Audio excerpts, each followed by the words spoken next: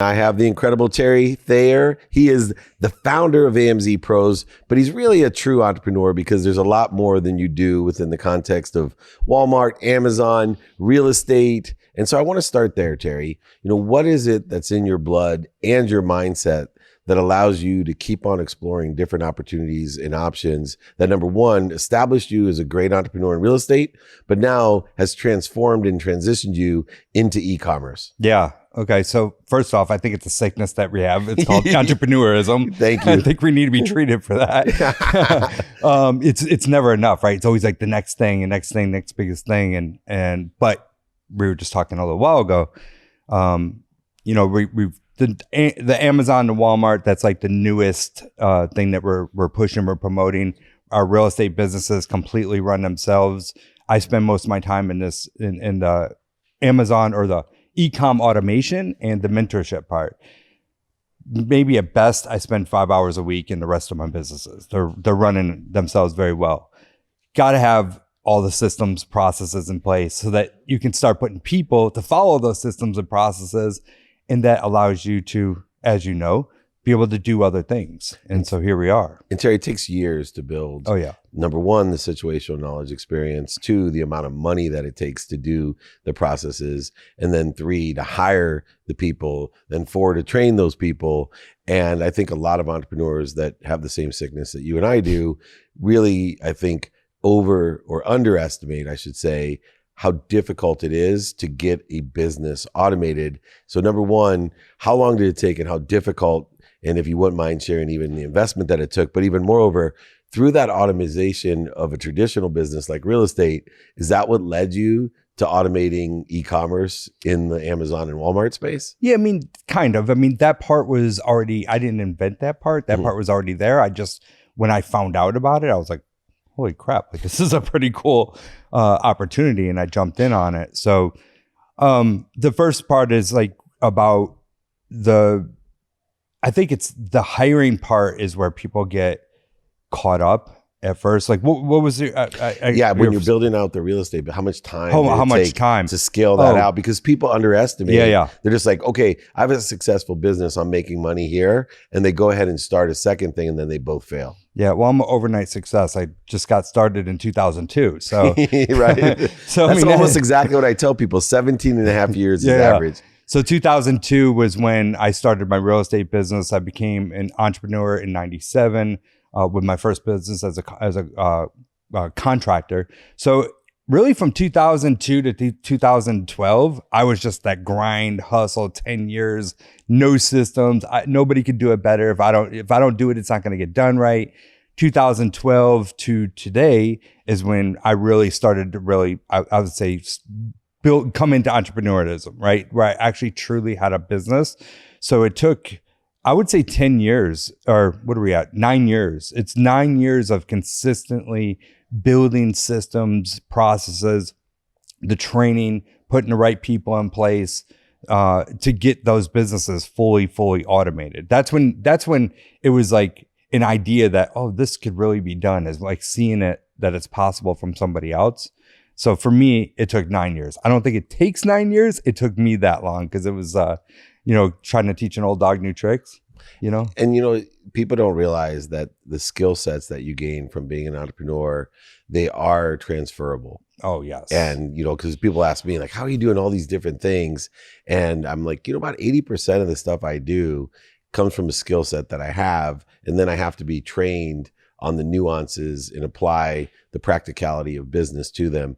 What are some of the differences between the real estate business that you grew so successfully and now you said you, number one, identified an opportunity that already existed in the automation, AMZ Pros, as well as the Walmart automation systems, et cetera. But what was it that you think were the differences compared to the transferable skill set that you had from real estate? What were the real differences of this business compared to real estate? The products. It's just a product. Yeah, product knowledge. Like we're selling houses in real estate, right? We're flipping houses. We're doing wholesale and marketing acquisition. But a lot of it, like the sales, the marketing's the same. It's just a different product, right? The sales is very similar. So it's really, I think the biggest piece to it is going to be the product, houses versus e-com. Right. And I'll tell you, for many years, I've been wanting to get into the e-com business. I've been wanting to get into more digital online stuff. And I felt like because I labeled myself as the real estate guy, that I didn't have the permission to get into that space. And finally, something a couple of years ago, I was like, I've just got to do it. Like, I'm going to miss the wave if I don't. You know, it's almost like, oh, did we buy Bitcoin 10 years ago? And now here we are today, right? Yeah, it's so interesting as you kind of cross over in that perspective that you can do anything. I was blessed. I always tell people, because I grew up poor. You know, when I'm speaking on stages around the country, I'll say, who here grew up poor? Half the people raise their hand. I'm like, I feel sorry for the rest of you. Because one of the advantages of wanting money is that you keep your options open. Yeah. And so even though I went to law school, business school, all the things that I've done in technology and sports, I've never really labeled myself that was who I was. You know, it wasn't like I drive trucks, I'm a truck driver. Right. For me, it was I'm a moneymaker. And so I'm always keeping my options open, whether it's TV, movie, speaking, books, content, whatever we're doing. For you, you know, for those that aren't familiar, what is it about AMZ Pro and this e-commerce automation that was attractive to you? And maybe start with explaining what it is to people, because I'm sure there's a lot of real estate entrepreneurs out there going, what does he do? Of course. Yeah. Let me tell you my journey. So in 2019, I was like, all right, finally, I gave myself the permission. I'm going to get into e-commerce. I started buying courses, talking to different mentors, like, oh, I need to learn this, right? Yeah. And I'm like, this is a whole nother job. Like, this is some work, right? And I started to give up on it. And then I learned about Amazon automation. So Walmart's fairly new. Not new that Walmart, but the automation part, the third-party sellers, all that stuff is fairly new. But I learned about that, and I'm like, okay, well, I can get into doing e-com by having somebody else do it for me, and I make money. Okay, am I hearing this right? Is this too good to be true? So looked into it. I ended up buying a store from somebody, learning more about it. I was doing affiliate stuff, work with them, and then it really didn't like how it was going. So then I said, you know what? I'm going to take it in my own hands. I've learned enough to know how to do it. Partner up with somebody who is, let's call it the brains of the operation, that knows all the back end stuff, that has all that going, and then just apply my business sense, my business systems in place, and let's together grow this business. So that's where the journey went, right? And what is it? Okay, so what it is with both Amazon and Walmart's platforms. So say you become a client, you purchase a store from us, we get you set up with a new LLC, credit, all these different resources, right? Once your store is up and running, it takes a couple of months to get everything clicked and running. Once your store is up and running, you're selling products, we have to do a warm-up period. It's different depending on the different types of new Amazon, old Amazon, Walmart, different warm-up periods, different styles, different margins, all that. Once we get that store up and running, you're making money, and you're doing two things every single month. Well, three. You're receiving money from Amazon or Walmart twice a month. You're paying down your credit card so you can continue to grow your business, and then we send you a bill once a month for 30%. So we do a 70-30 split on the back end for like a management fee, basically. Yeah. And there's an upfront setup fee. Setup fee. Yep. And what if someone has it already set up? We're not really, I mean, it could be a conversation, but we're really just managing, because there's so many. We were just talking to somebody yesterday. There's so many different things that we would have to go through. We could potentially do it for a fee. Yeah. But exactly. We know how to do it when we're taking it from start to finish, right? Yeah. And that, I mean, it took a lot of confidence to leave a secure business in the hands, like you said, because it's such a small percentage of time, from 100% down to about 5% of the time. But you're a person like me that we believe in takeaways. And so, you know, a lot of people are having this experience because of COVID, pre-COVID, and we'll have it post-COVID, of transitioning. Yep. And everybody's looking for a side hustle at the very least.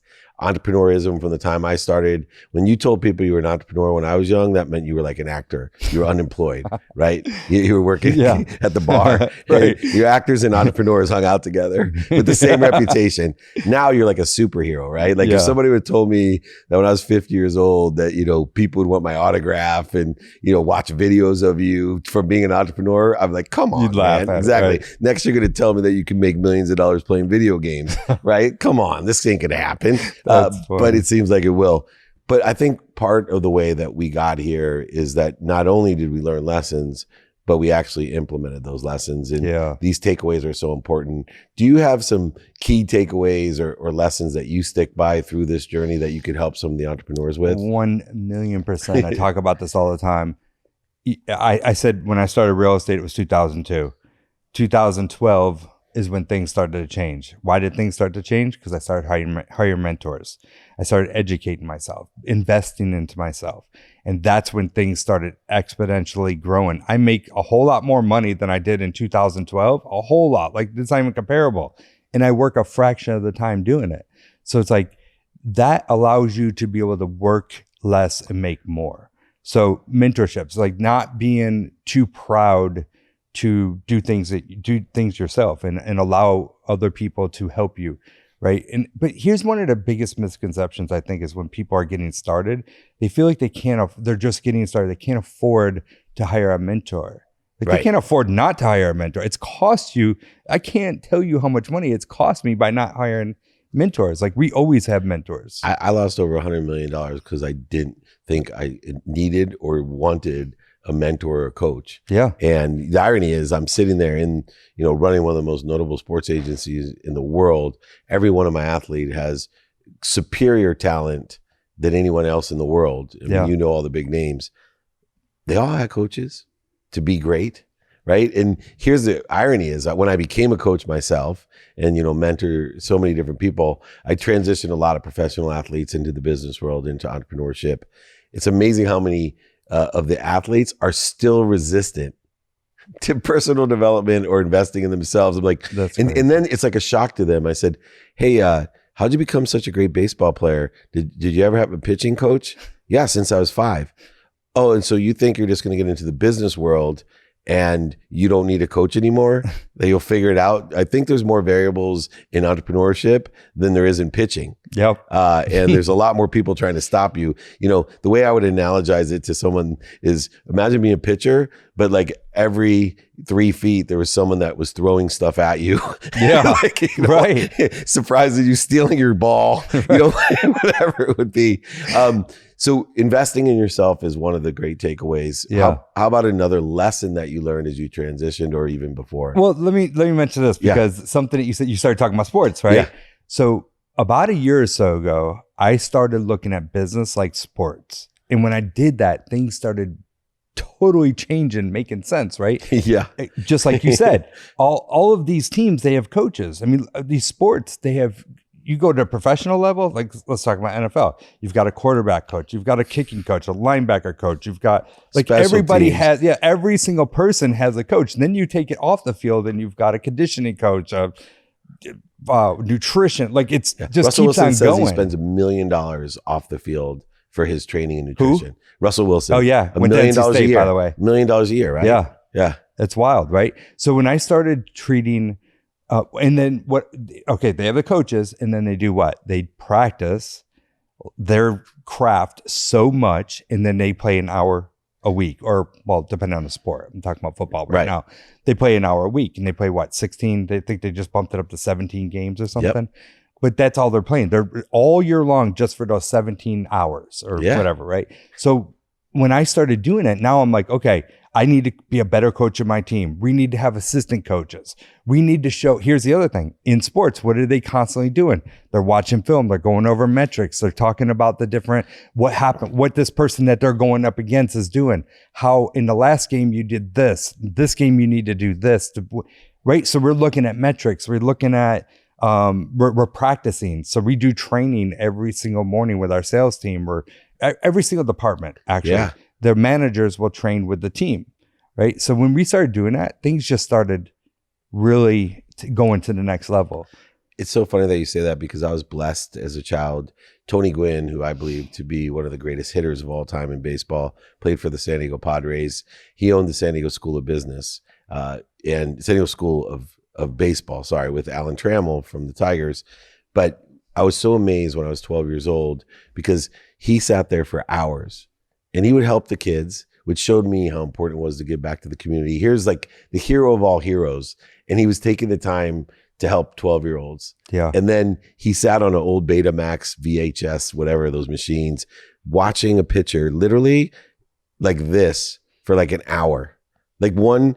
He was registering, and here's the greatest hitter, and he still was spending all the time to find out and to be more interested in all. And it just stuck with me my whole life. Like if Tony, so that's what helped me most in sales is when I got out of law school, I treated sales, and I was a natural salesperson, probably as natural as Tony Gwynn is at baseball.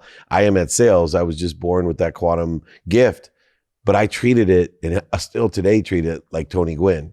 I literally look at it and say, for hours, what is this little part for you? Right. What is the subtlety of success that you've learned? Like Tony Gwynn knowing the release point on a pitch. What's the subtlety that you've learned by spending all this money and investing in yourself? Yeah, it's practice, of course, right? But one of the biggest things that I've learned is that you can't do it all yourself, and you've got to have people, and you get the right people, and how to get the right people so that you can get to the next level. What do you look for in people? Because you hire so many. What do you look for? So I mean, it's obviously depends on the position, but I have a system. I have a hiring system. It's actually in a course that I do. It's funny that whole story. Like I would hire coach after coach after coach. I'm like, give me the answer. Nobody had the answer. I'm like, how to effectively hire somebody. Yeah. And I got so sick and tired of hiring and firing and hiring and firing. So after 4 or 5 coaches, getting a little bit here, a little bit there, then I've created my own system. Right. And now that's a great system, by the way. More people should take that system because it's one thing to hire, but I think you'd have a whole course just on firing. Yeah, right. I'm serious, right? It's a hire slow, fire fast, right? Yeah. Exactly. That's a Gary Vee. Fire fast, Dave. That was advice he gave me. Yeah, and it's really just like that. Like you have to rip the Band-Aid off, and when you have that gut feeling and you see something and the metrics aren't flowing the way you have to cut it quick. Or what? I'll say this: core values allow you to be able to hire and fire, right? So we have our core values, and that's purely like how you hire and fire. If they don't fit in that box of your core values, they don't fit in your organization. And do you have a thematic mission statement type? Like my core values are gratitude, forgiveness, accountability, and inspiration. And I put them everywhere. I teach them every meeting. We have Monday, Wednesday, Friday. Like I've subscribed to what you've learned. I probably have invested in the same teachers as you have. Yeah. Do you have your core values stated or is it variable? So I have them. We have an artist that's coming in. They're going to be painting all this on the wall. Yeah. And then we have all the mission statements from all the different companies that he's going to be doing some artwork and then some logos and all that stuff. Because I want it in front of our faces. Right. Did you ever read that book, The Great Game of Business? I love that book. That was such a mind opener. I read that book last year, and it was like, show the metrics, get everything in front of everybody's face. So we're like putting a thermometer thing, you know what I mean? We're having all that made right now and putting that up so you can watch sales. When it's in somebody's face, it's a whole different. Look, you give people too much credit to remember stuff. Yeah.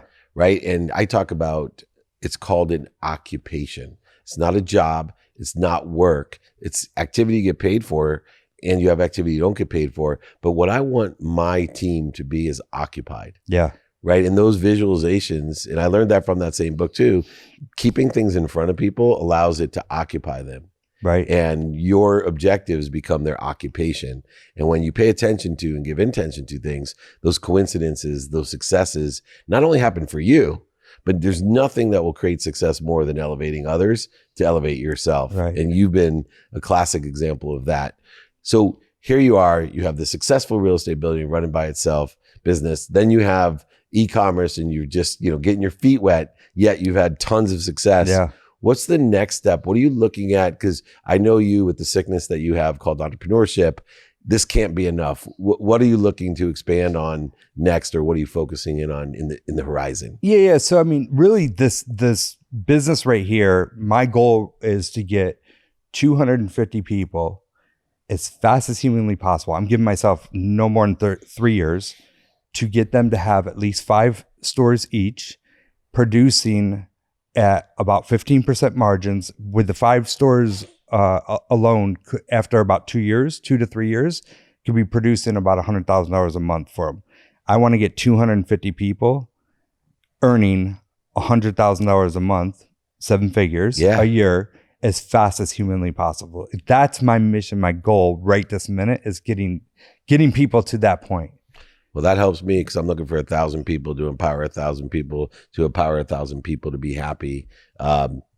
Last thing, you've been through so much personal development. I'm a huge fan. So if anybody's listening and you're not investing in yourself, what are you ever going to invest in?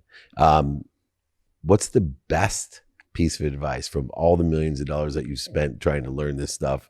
Do you have a one-liner, or can you give me one of the best pieces of advice? I mean, I already said it. It's like the one thing I can't stress enough about it, because I see so many people struggle, including myself, for so long. And it all of a sudden clicks when you start hiring a mentor, when you start investing in yourself. That's it. If you're saying the best, if you're looking for like second or third, maybe there's something there. But the best, that's what we want, is hire a coach, hire a mentor, invest in yourself, personal development, read every single day. Oh, here's another big one. Yeah. Routine. Holy crap. Like that has been having a routine, getting up every single morning at a certain time, doing the exact same thing every single morning before you your day started. It catapults your day.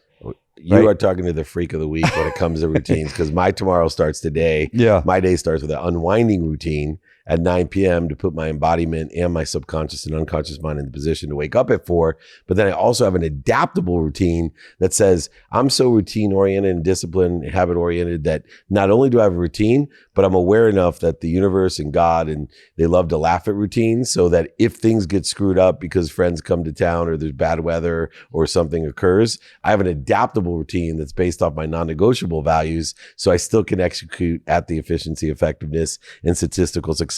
Right. You and I share so much in common. We could go on for hours. This is one of the few times I always tell people I'm lucky to have a shorter podcast so I can do more of them. I wish I had another hour. Terry Thayer, he's the founder of AMZ Pros. Good friend, but incredible advice. I'm telling you, you're going to have the phones ringing off the hook with people that want to make 7 figures. And they may accelerate that to 2 years or a year and a half. Congratulations on being such an extraordinary entrepreneur and for managing your sickness so well. This is Dave Meltzer here with Entrepreneurs, the Playbook.